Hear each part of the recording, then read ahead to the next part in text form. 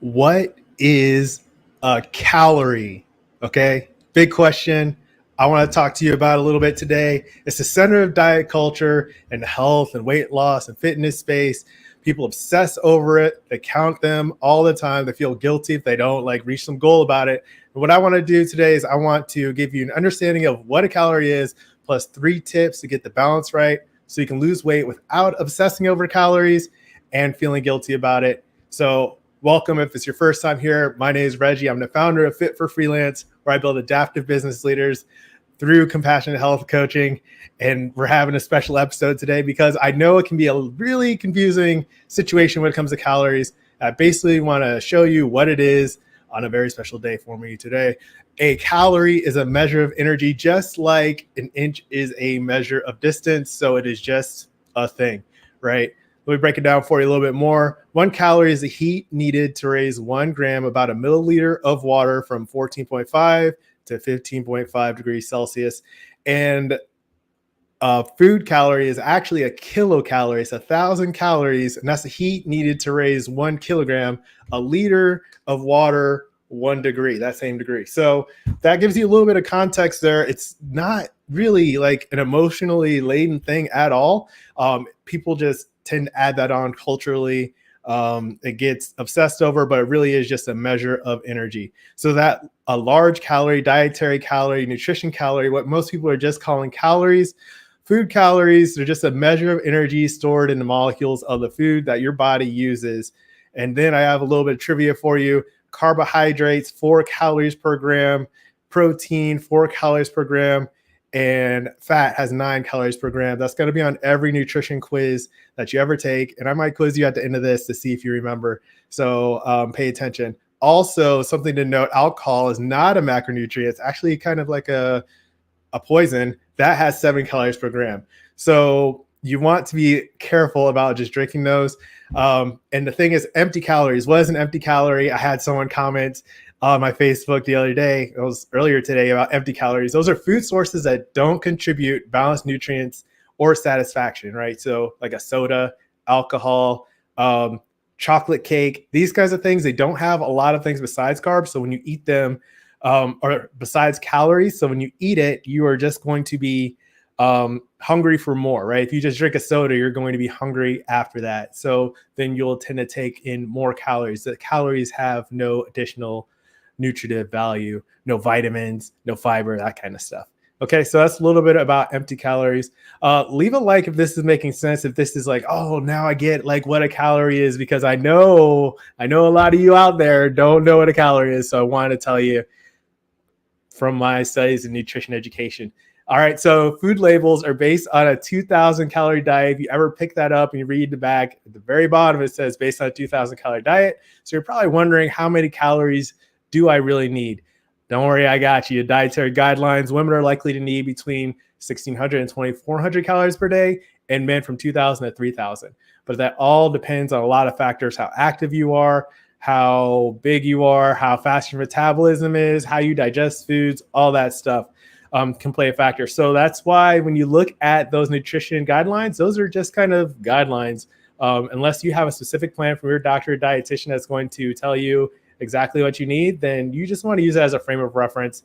You probably aren't even on a 2,000 calorie diet. So keep that in mind there. How do you use these calories? Another important question that will come up for you. There's 3 main ways, right? You have your basal metabolic rate. It's your BMR. That's the number of calories you will burn as your body does its basic function. So you're keeping your heart going, breathing, metabolism, repairing cells, that kind of stuff. Like all the like normal stuff that you do when you're resting.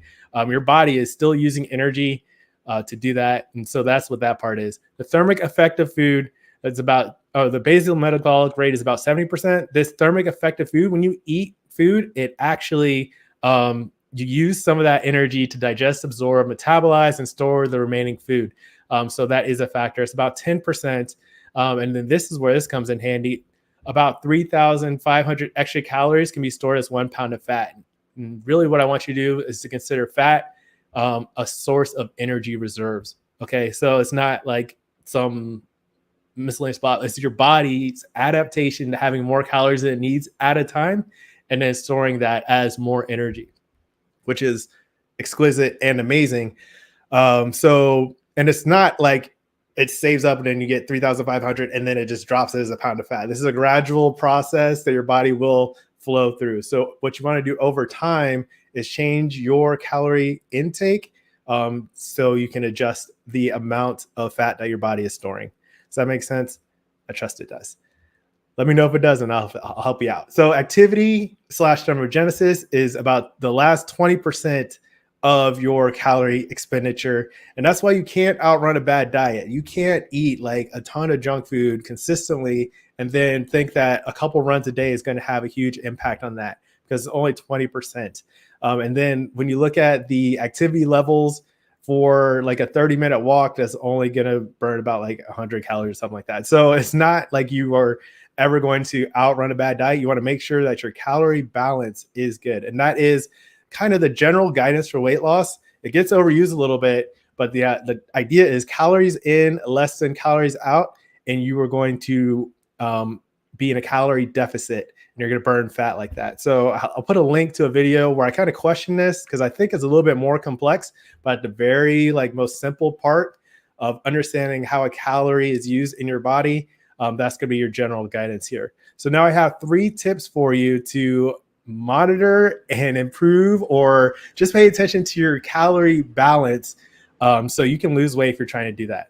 Okay, 1, increase your fiber intake. A lot of people only getting like a couple servings of fruits and veggies a day, if that. So they're like 10 grams of fiber a day. The guidance, you want about 28 grams in a 2,000 calorie diet. So if you get 5+ servings of fruits and veggies per day, you're going to get a lot more fiber. And that's like the opposite of empty calories, right? Those are full of calories. You're feeling more satisfied, and you're going to be less likely to take in those calorie dense sources of foods, especially like the high fat ones. Okay. Number 2, drink enough water. A lot of people chronically dehydrated. I know you thirsty just listening to this right now. So you want to drink about half your body weight in ounces of water per day. And that will help you keep your calories. It'll affect your appetite, slow your appetite. So it's where it's supposed to be, versus like feeling hungry just because you're dehydrated. That's going to affect the amount of calories you take in there. And the 3rd tip I have for you is get active more often. There's something called non-exercise activity thermogenesis. I'll put a link to it. But the key is the frequency of your activity, not necessarily the intensity, or the duration, right? You don't just like go super hard for like 4 hours straight. It's more about taking more frequent breaks for like 5 minutes throughout your day. And that's how you're going to increase that activity level. All right. So those are the 3 tips I have. It's simple. It seems simple. It might not seem simple for you if you're new to it, but it's really just the words. But the thing is, it's not always easy. If you are used to counting calories or trying to make things happen all the time, you can see how it can get challenging for people. But maybe you didn't even know what a calorie was. Now you know, kind of thing. The thing is, you don't have to count every single calorie, and you don't even need all these details to get results. So we can go really into the medical science and the nutrition education side of calories, and I'd love to do that. But really, you don't need any of that. You just need the basics and the guidelines, plus confidence, realistic focus, and accountability, right? So you have to believe you can do it. You have to have a plan to do it that like will work in your lifestyle. And then you also have to have a process for ownership, accountability, whether that's through someone else or tracking your foods, monitoring things about like how you feel and how you can improve. And all these are elements of the guilt-free framework that I love to work with clients. I have links in the description below. I have a Facebook group where we are helping people with nutrition, recipes, health tips, that kind of stuff. Also some free downloads that you can get there. And then if you have any questions, leave those in the comment. Click like if this is useful for you, because it took a little research to do this, and subscribe to the channel for more tips. I do want to dedicate this episode to my lovely family. I love you all so much. Thanks for supporting me for this business and everything I'm doing. And I really wanted to come up here live today to, just share that love and make sure you kiss your family and tell them you love them. And that's it. That's what a calorie is. That's how important my family is to me. And I love you very much. As always, keep practicing. Peace.